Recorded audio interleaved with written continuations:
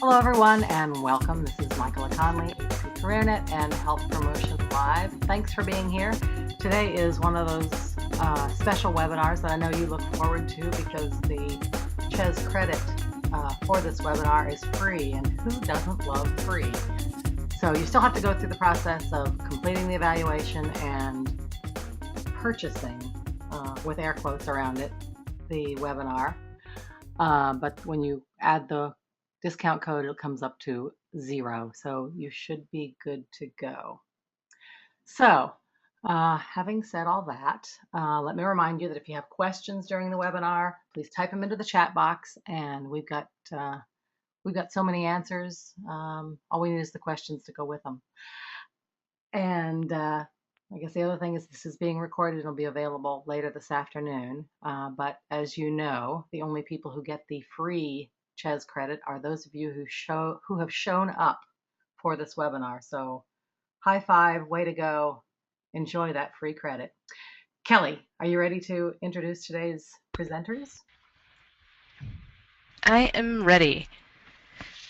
So today we have two presenters. We have Julie Lute. She's the Director of the MCHES Division Board for Professional Development. She holds a MPH in Health Promotion and a BS in Dietetics and is a Master's Certified Health Education Specialist. She has served on MCHES Division Board for Professional Development since 2010 as Director, Vice Coordinator, and Coordinator. She has also sat on the Board of Commissioners for the past 3 years.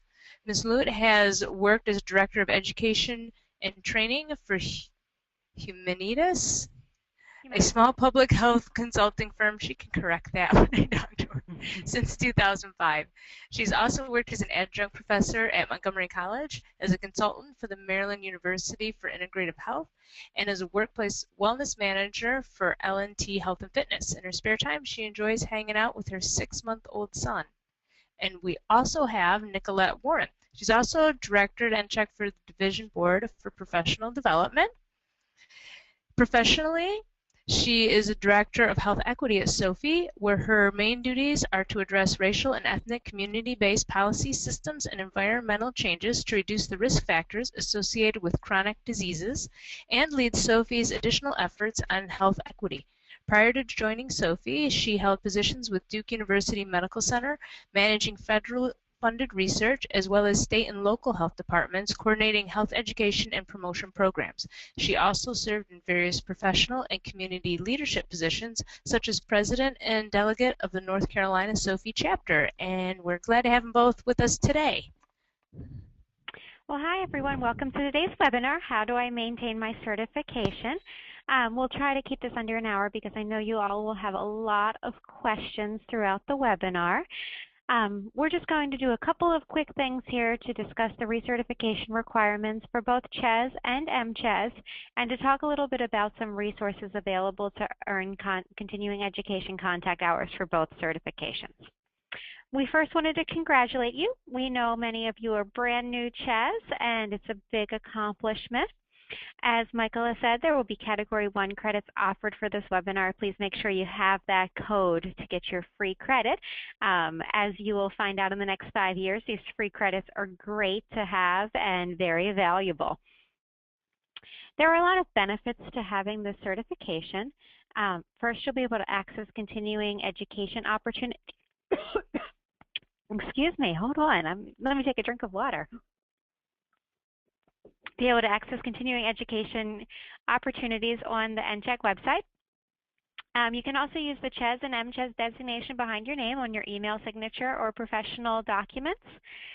You can see job postings on the MCHES website, and then those are updated frequently.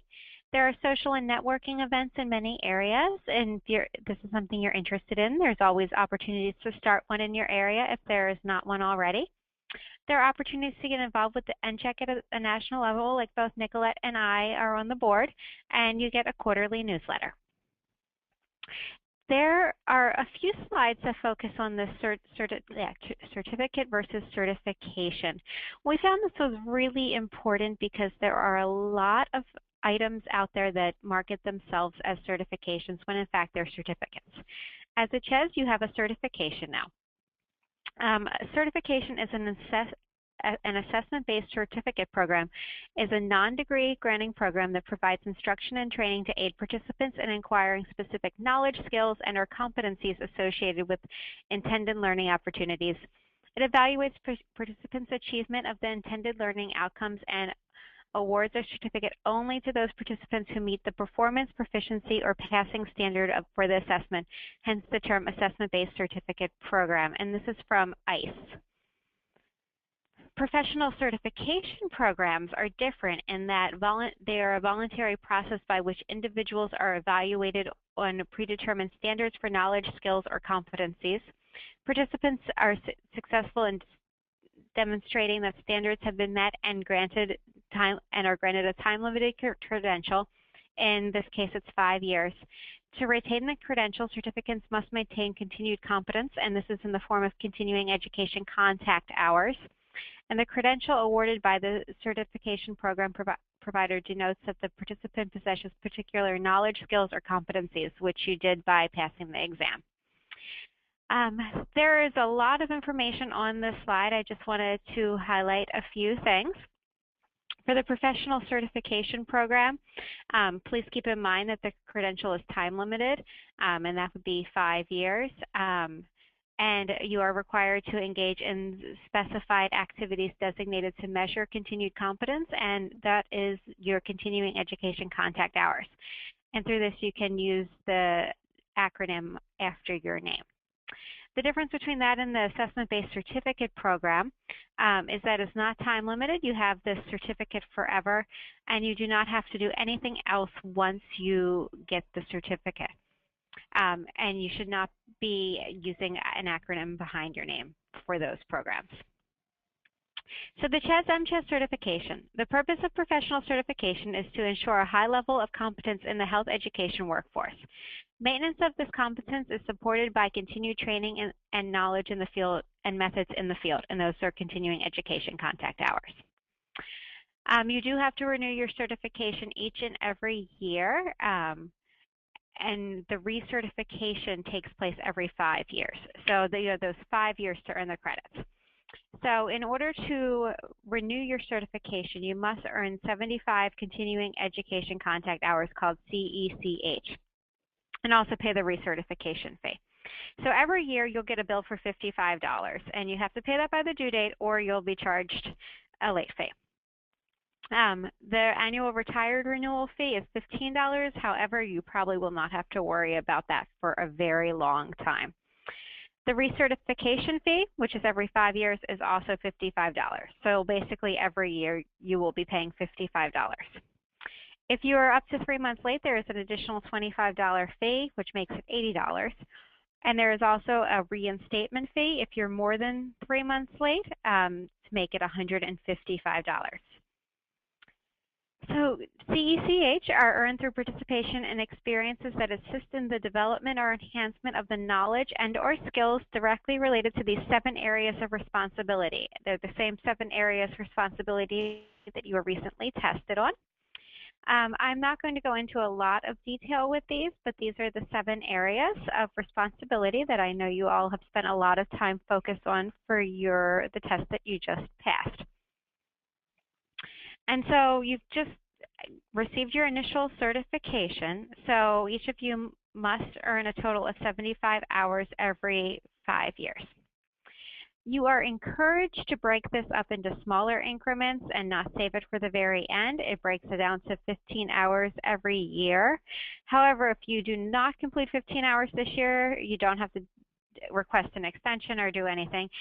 We just really want to encourage you to spread this out across the 5 years or get them done early so you're not looking around for opportunities at the very end. You can earn continuing education contact hours a lot of different ways. One of the most traditional, I would say, is attendance at professional meetings.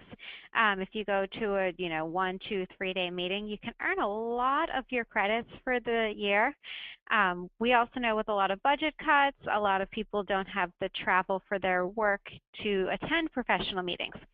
With technology, we've been able to do a lot more with self-studies. There are a lot of online activities, and I'll show you a few screenshots in a little bit for how to access some of these self-study and online activities. You also get Category 2 credit for a lot of different things like academic preparation. If you're planning on going back to school, you can claim some credits for that. Creative endeavors, that would be like authoring a chapter in a book. Any kind of professional presentations, professional service like serving on the board at MCHES, and advanced professional practice activities.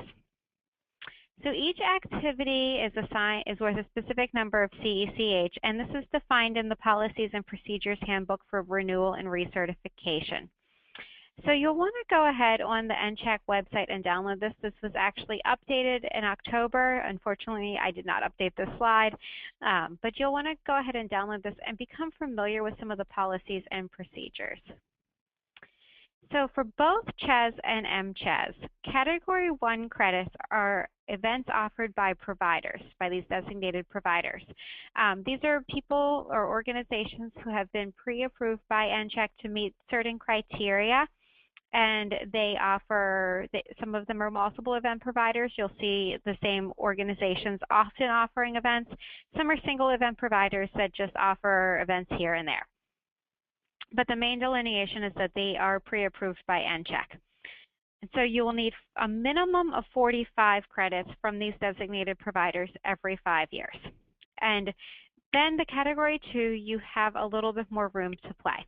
These are events offered by providers, by folks out there, but they are not pre-approved by NCHEC. For example, if you go to a conference on a health education topic that is not offered by a provider, you can claim that for credit.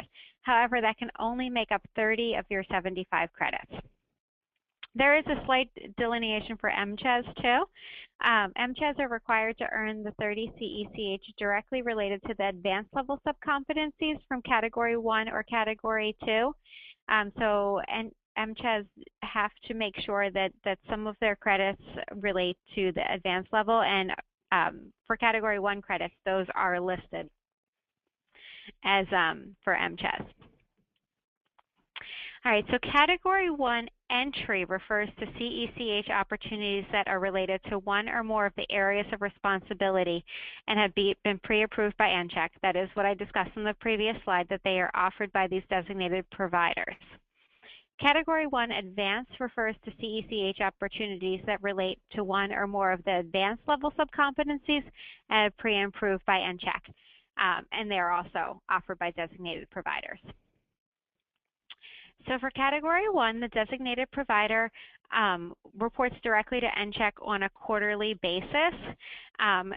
So because it is a quarterly basis, sometimes there is a little bit of a delay.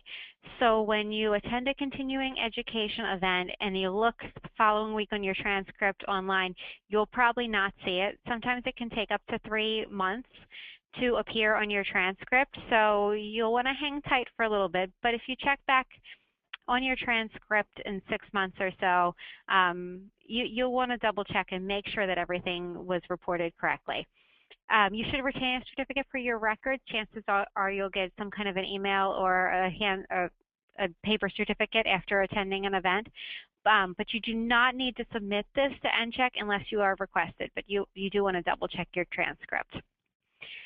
Category 1 CECHR opportunities are listed on the NCHEC website, and there have been a lot of enhancements to this website to make these more searchable. There are a ton of activities both in your local area. You can search by your area of the country, and you can search for self-studies too.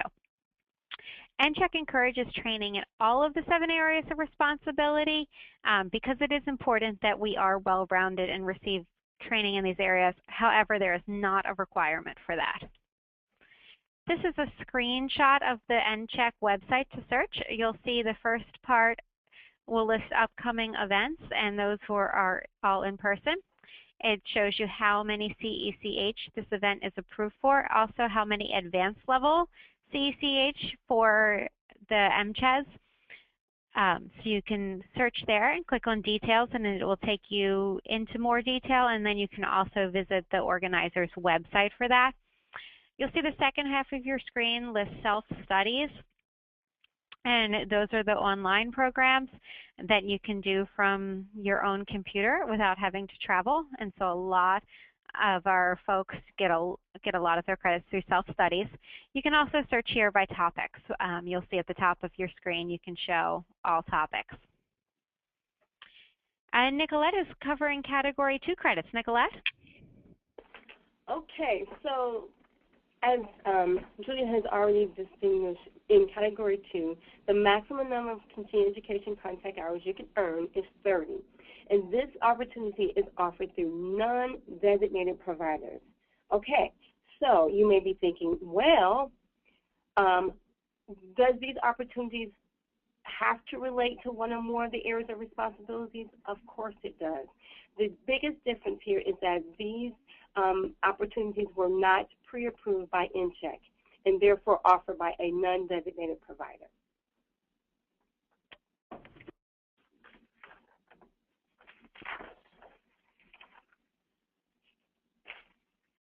Okay, so what you want to think about is these continuing education opportunities are really uniquely different when you look at entry-level and advanced. This is particularly because one or more of those areas of responsibilities on the advanced sub-competencies but have not been pre-approved by MCHES, but is also offered by non-designated providers.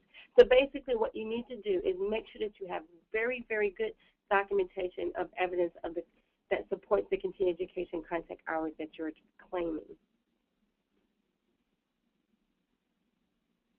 The biggest distinction here between advanced level and entry level is that for the advanced level, the work-related activities can count towards MCHES, but not for CHES, which is also known as entry level. So in this case, when we're looking at the need for having good records and documentation about the program information, how each activity relates to the areas of responsibilities, on the advanced level of sub-competencies, that is critically important. And what we'll do is encourage you to look at reporting these continuing education contact claim forms within 90 days of the completion of that program.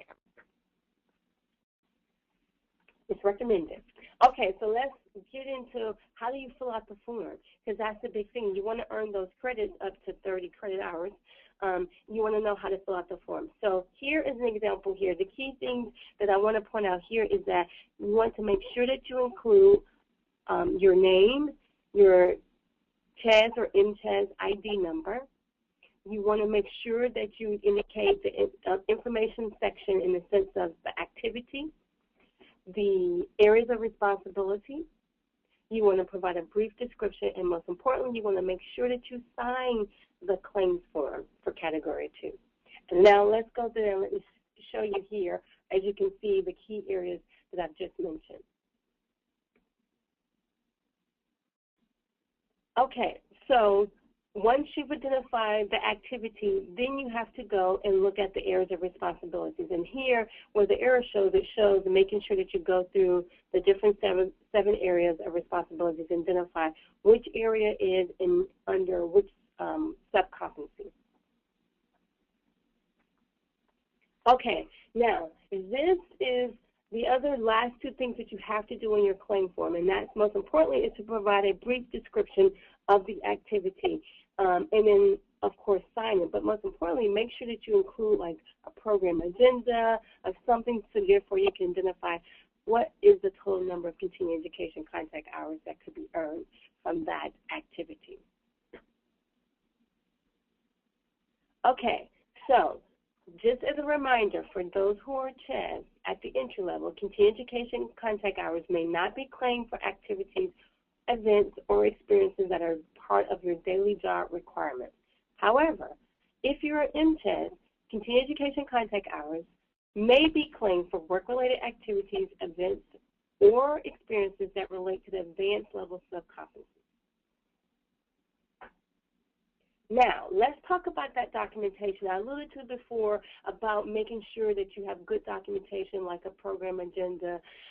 Here are some examples from the traditional activities that have been done in the past where you want to make sure that you have good documentation. So if you're attending a professional meeting, oftentimes they provide you a certificate of attendance, which would include the number of continuing education or credit hours that you've earned from that event. The other thing you would you want to include is, again, that meeting schedule or agenda of the attended sessions when you highlight which sessions you attended or participated in. If you presented at a professional meeting, maybe they provide you an invitation letter or some type of the program where it indicates that you're the speaker. Maybe they sent you a thank you letter. These are all great documentation.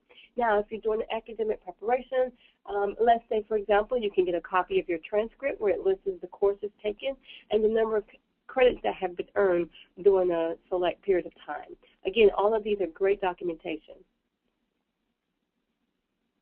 So let's look at some other examples. When you're looking at authoring a thesis or a dissertation, you want to include the copies of the title page, the table of contents, and the letter of acceptance by the university.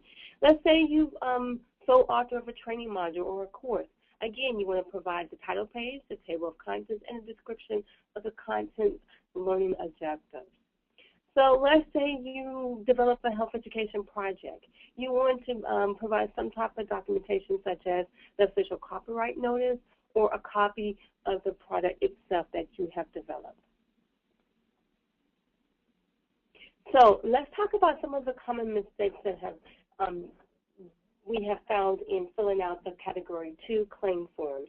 Oftentimes, the incorrect form is used, so that's very important that you make sure that you use the correct CHES, MCHES, Category 2, Continuing Education Contact Hours claim form. Make sure you include the date. Make sure you include the Continuing Education Contact Hours claims, how many hours you're trying to claim, and the activity. Make sure you select the activity in which you're claiming these hours for.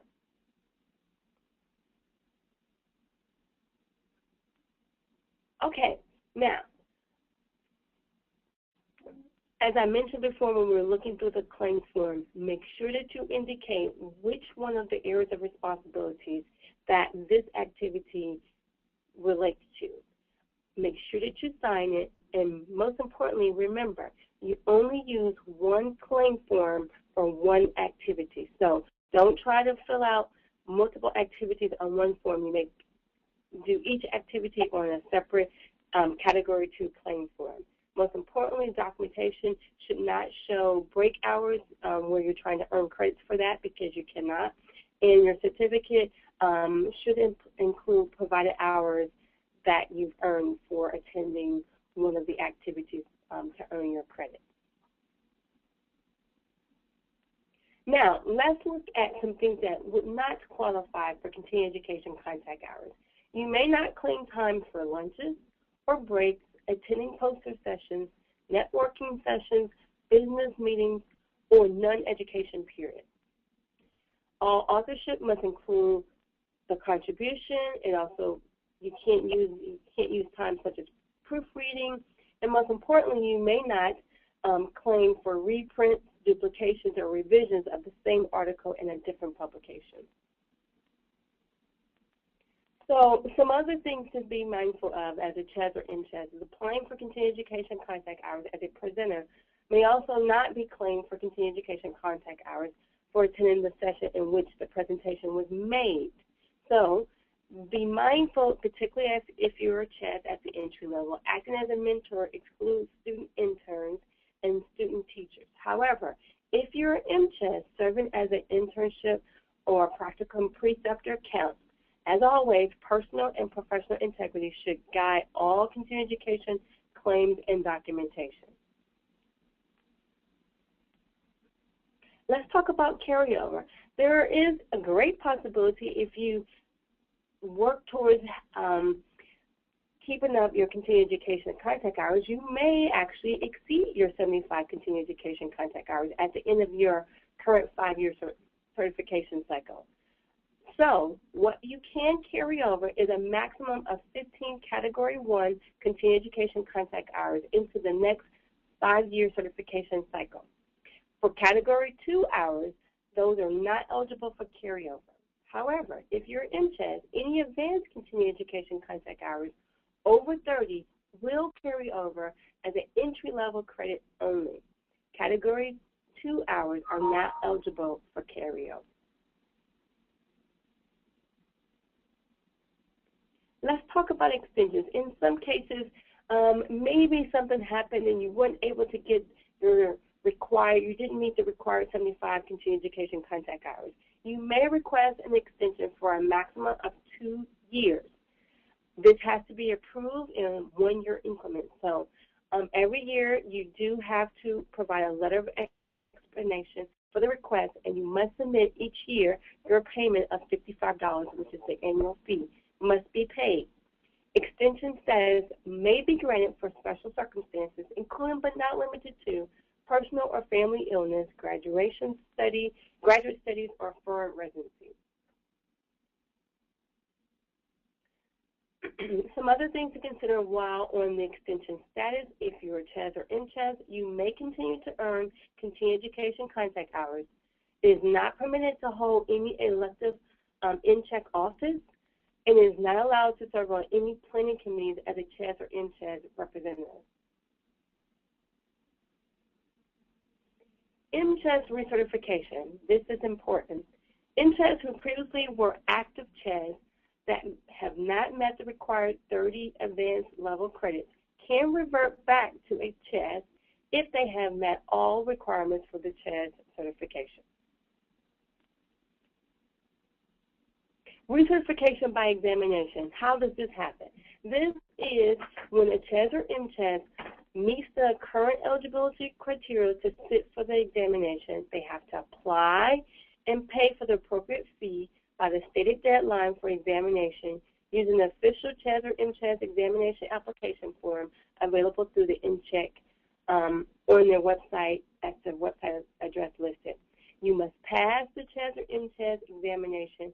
Exams are administered in April and October, and this would happen only if you don't meet the requirements of doing earning your continuing education contact hours, and so therefore you lose your credential and you have to resit for the exam in order to regain the credential rights. So for lapsed CHES or MCHES, there are lapse for renewals of continuing education credits are no longer allowed to use the CHES or MCHES designation.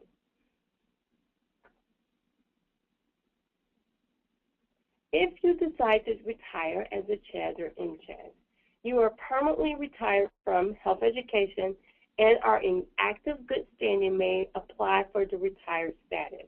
After retired status is approved and awarded, a retired CHES or MCHES must be used for CHES or MCHES with the designation as you see here, with RET, after his or her name. Retired status is considered a permanent status.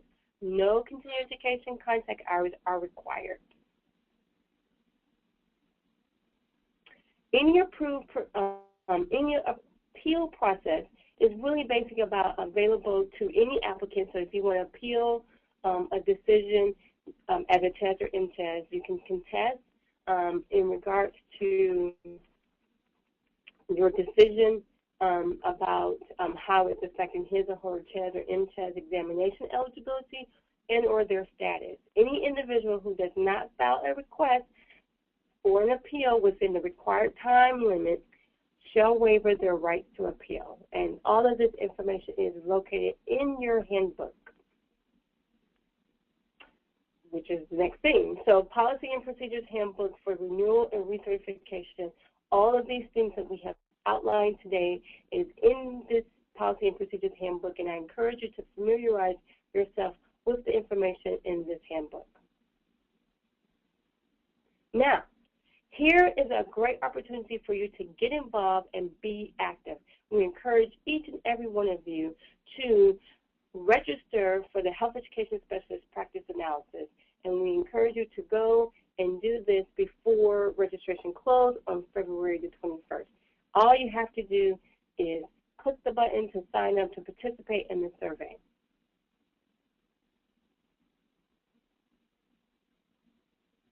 Most importantly, we encourage you to stay connected with MCHES. We have a YouTube, Facebook, and LinkedIn account. And of course, you can always contact us by email or visit our website. Most importantly, we encourage you to stay active, be engaged, and get involved. Do you have any questions?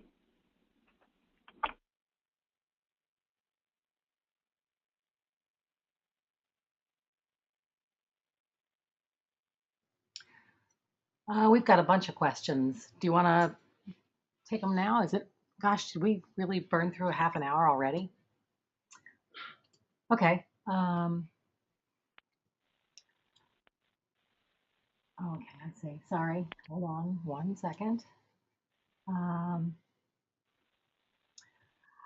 have my CPH. Is there any reason, and CHES, is there any reason why I wouldn't be able to claim CE credit for the same program for both CHES and CPH as long as I follow the guidelines for Category 1 and 2?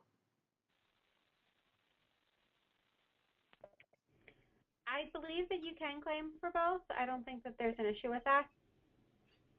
Okay, so it would really determine whether it was Cat 1 or Cat 2 would be the status of the provider.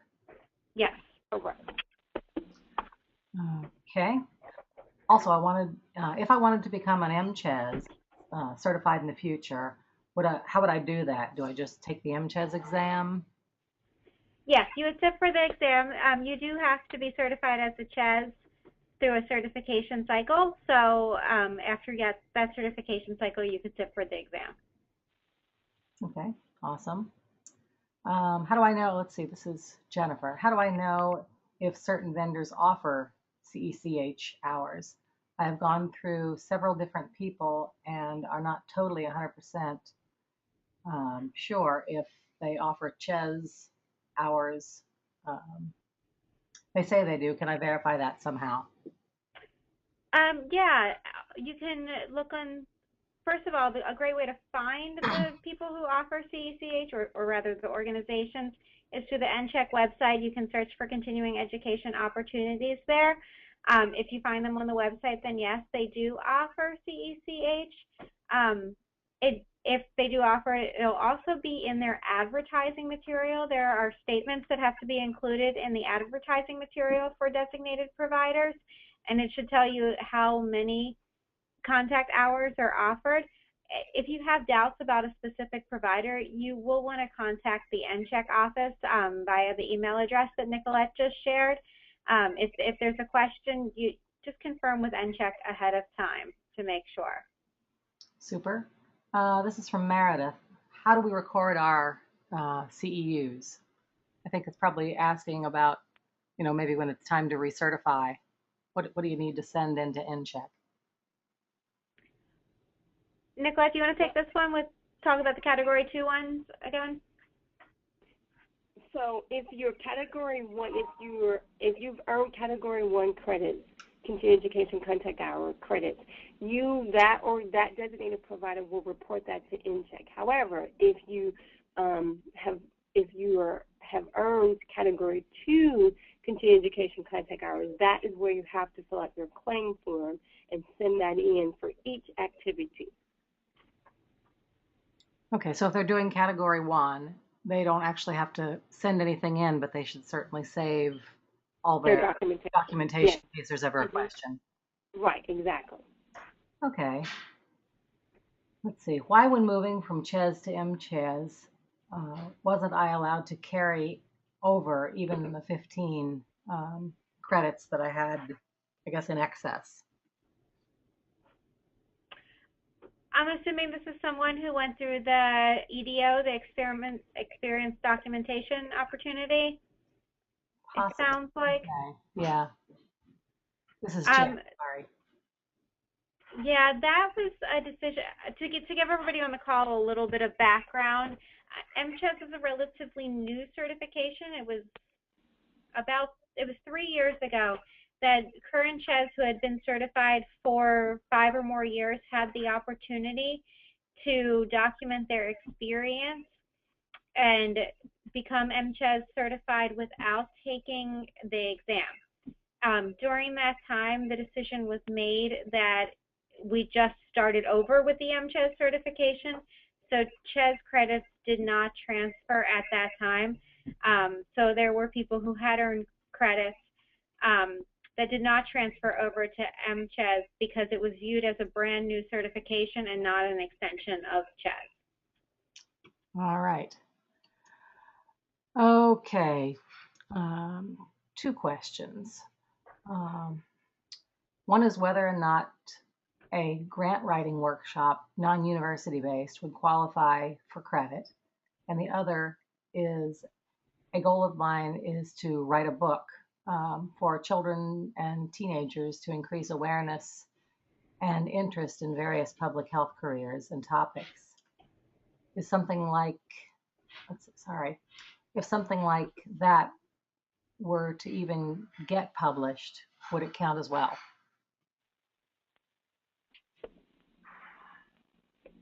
Yes, it depends. I would say there's a couple of options that you can explore. The obvious one would you can claim it under Category 2, where you can earn those continuing education contact hours by designating what component of that product will fall under the 7 areas of responsibilities.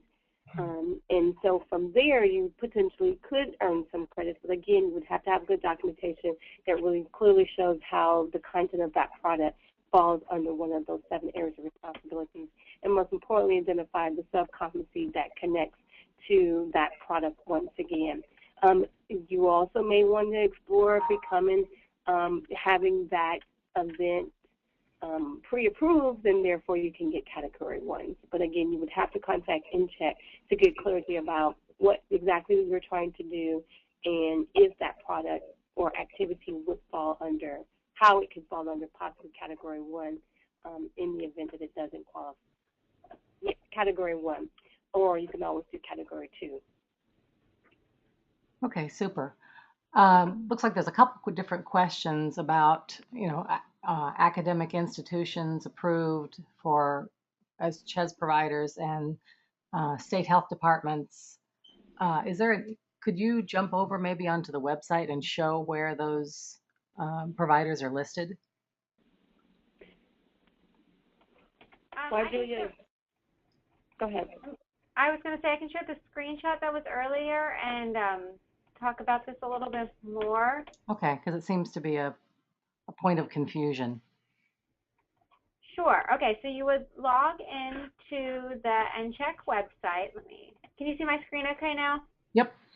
Okay. You would log into the NCHEC website, nchec.org, and then you would click this Continuing Education Credit Activities. And this is where you would find the designated providers. They're listed there under self-studies. There are more website enhancements on the way which will make this a little bit easier to search, but there have been some additions to it now. So this is where you can find all the designated providers. Super. And so the same would go for undergraduate or graduate work. It's it's a Cat 2 basically if they haven't been specifically designated otherwise. Yeah, the work that you would do as far as earning an additional degree would count under Cat 2, not Cat 1 usually, unless there's some kind of a continuing education event offered by that university. The academic preparation would be Category 2. Okay. Allison wants to know, when going to a conference that offers, that is a pre-approved provider, does she need to bring along her CHES ID, or probably she'd at least have to know her number? Yeah, have the number when you register, and you register to receive credits. For all the conferences I've been to, at least, I've had to put in my number at registration. Okay. Or, But you know, some of the smaller ones, you might have a sign-in sheet, so I would have your number for that. yeah, I would say it's always good to at least know your CHES or MCHES ID number. You'll always need it. Okay. That's why I keep mine in my wallet. The keeper of all things really important. Here's a question, and I'm not even going to attempt the name because I know that I would just butcher it. So, just to be clear, there is no requirement to have Category 2 credits, so they can all be Category 1, correct? Yes, Okay. exactly. Okay. How often how often do free credits show up in the world? Certainly they show up here 2 or 3 times a year, but is there a good place to find all free credits? There have been a few things that we have actually done as the MCHES Division Board for Professional Development to help put you in touch with free credits. There is an archived newsletter article on the website, and if you contact MCHES, they can send you that back issue. It's also on the website to help put you in touch with some of these free and low-cost programs. If you look through the LinkedIn page, MCHES LinkedIn page, several of our board members and several other folks out there have posted free and low-cost opportunities. They are out there. Sometimes you have to dig a little bit. I will say that in my last certification cycle, I think that I recertified for less than $50 in continuing education. I don't know if I want to broadcast that too far. A lot of the government agencies that offer continuing education credits offer them for free, so you want to check out CDC and SAMHSA particularly, have a lot of free credits. Yeah, that's true. Yeah, it would be really valuable. Maybe we should talk about that offline, about putting together a comprehensive list that we could build on for free things, because especially Can I just say something? You can search on the website now by cost of the program, and there are quite a few listed on there that are free or very low cost. Awesome. Okay, here's a question from Kimber, wondering, does a dietetic internship qualify for Cat 2?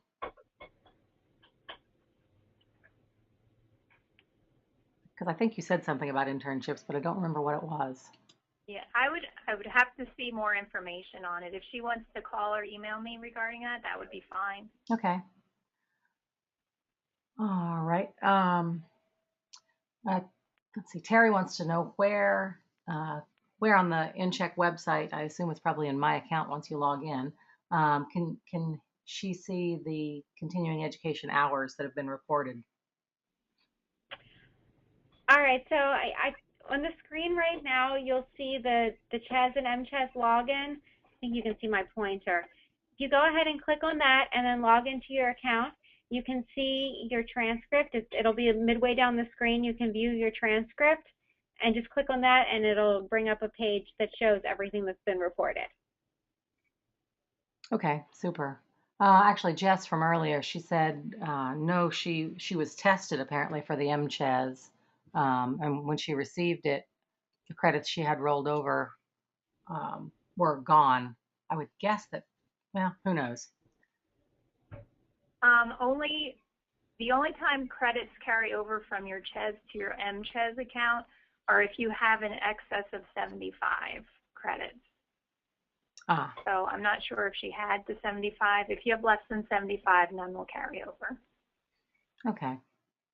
All right. Is there specific documentation we need to keep for this webinar for Category 1?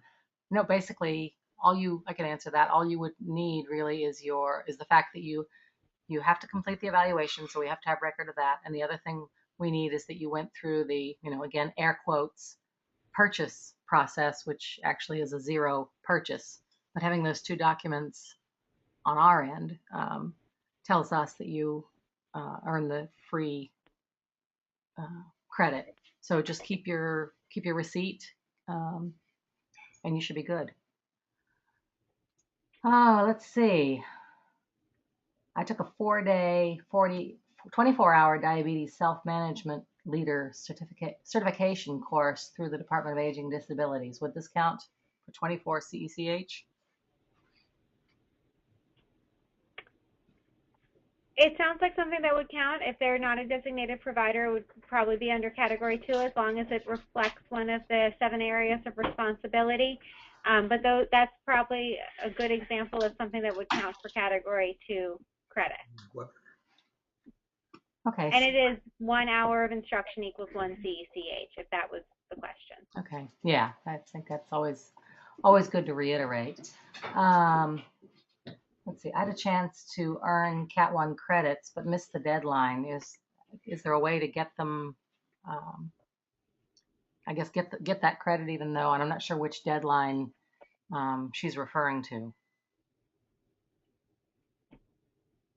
Might have been a reason. Yeah, sorry, I'm not sure either. Yeah. I would say just in general, there's lots of opportunities to earn continuing education contact hours. So I would say just continue to go back to the MCHES website to identify upcoming activities. I'm going to make a guess here that, I mean, there's always something, at least 1 or 2 activities in a given week. Obviously, with the self-study, you can do it at your leisure, so therefore there's, for the most part, no time limit. And then, of course, if you want to go to a professional meeting of some sort, you can earn those credits. So there's always opportunities to earn continuing education contact hours, and I encourage you to check the MCHES website to find opportunities. Okay. Wendy's wondering if something that she thinks should be eligible for Category 1, how does she, can she suggest that to the provider, or how would she go about making that happen? Yes. Or encouraging them? We encourage CHES to suggest becoming designated providers. It's actually a great resource to build the number of designated providers we have. MCHES does have some things available to help you do that. If you want to suggest that a provider become a designated provider for CHES credits, there is a letter that MCHES has, a template letter that you can send to them as an email, or if just something, just if there is a provider, please contact MCHES with the provider name, and we're happy to send information to them about becoming a designated provider. Right now, there are tons of providers out there who are providing continuing education to nurses and other disciplines that we agree would be excellent providers for CECH, and we would love to get in touch with them. So please share that. Super. And I would just add, it's really important if you're already involved with that organization, or if you have a connection with that organization, you as a person who's already involved has a greater voice, because you're saying as a constituent, as an involved member or participant in the work that they're doing, that you think that they should go that direction. And then therefore MCHES can really be the follow-up support to help guide that direction. But it's just like that personal connection. It looks best when it's coming from within versus outside. Super. That was a great question. It's something that we've really focused on as a board, to get more designated providers out there who are already providing fabulous continuing education. All righty, super. Let's see. I'm a CHES. What about freelance writing projects, such as getting a research-based article published in a magazine? Would that count, or is it a stretch? As long as it addresses one of the 7 areas of responsibility, it could count for Category 2 credit. You just have to fill out the documentation and make it relate to that area of responsibility. Okay. Then we have about 6 questions that are all procedural, so maybe it'll be easier to say. The slides, yes, they're on the website. If you go to the website now, on the home page, you'll see on the left at the top the place where the slides, and this recording will be later this afternoon. And you can download the slides from there if you like. We use SlideShare, so they're totally there. Let's see what else.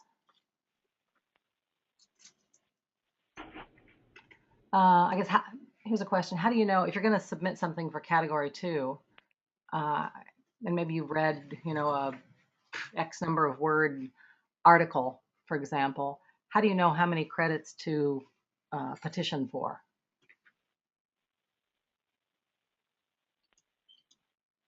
That's kind of a good question. I wouldn't know the answer to that. Yeah, if you look at the Category 2 claim form, everything is assigned a certain number of CECH. Nicolette, did we have a slide that reflected that? I believe we did. I'm not sure if it's still in the PowerPoint presentation that we just presented today. However, in your policy and procedures handbook, which is also once you log in, you can have access to that. There is a good documentation that outlines how many continuing education contact hours you will earn, as you can see on the claim form for that activity. So some things have been pre-designated for the maximum or minimum number of continuing education contact hours that you can earn for that activity. Okay. Okay, so I was able to bring up this page, and it's actually not what we were showing on this page, but you might be able to see it. It's really little. So if you look, for example, under consultation, I provided health education expertise, and you would receive 5 CECH per agreement, and this is just for an MCHES. But each and everything, so if the example is that you wrote a scientific research paper, that would be worth a certain amount of credits, and I can't remember how many off the top of my head, to say 5 CECH. So for every research paper you publish, it would be 5 CECH. Okay, super. So really, and there is a maximum that you can earn in any given area. So just on the claim forms, make sure that you pay attention to that. so it seems like a really good follow-up activity to this would be to go to the MCHES website, log in, and just sort of peruse, look at the different forms, get familiar with it, so when you really need it, you won't be going in there and panicking like some might. Yeah, and the claim form does look daunting because it is several pages with a lot of activities. In reality, you do not need to fill out a lot of it. You just need to check a box and write documentation for how it relates to the sub-competencies. But it is good reading to do for Category 2 to see which activities count and how many credits each are worth. Yeah, because there's probably a lot of things that people are doing and didn't even consider claiming them for Category 2. Yeah, and I would have to say I recommend fully taking advantage of these Category 2 credits, especially if it's something you're already doing, because they are pretty easy to get if you're working or if you are involved in the field. Mm-hmm. Super. Well, any more questions? I'll give you 1 minute to type fast, or maybe 90 seconds.